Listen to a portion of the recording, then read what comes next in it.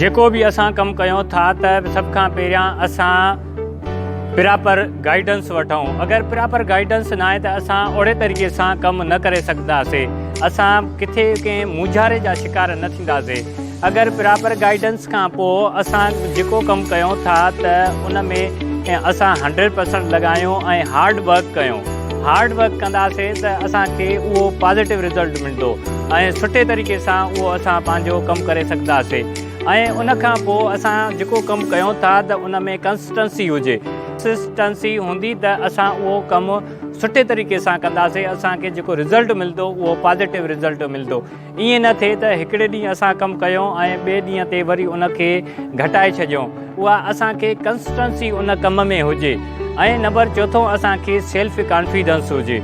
जेको बि असां कमु कयूं था त उन में असांखे सेल्फ कॉन्फिडेंस हुजे त इहो असां कमु जेको कयूं था त इहो असां करे सघूं था।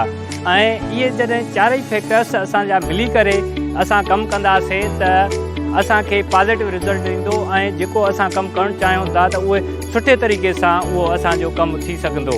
अगरि इन चइनी फैक्टर्स मां का हिकु फैक्टर्स मिसिंग आहे त असांखे ओड़े तरीक़े सां रिज़ल्ट न मिलंदो जहिड़े तरीक़े सां असां रिज़ल्ट चाहियूं था।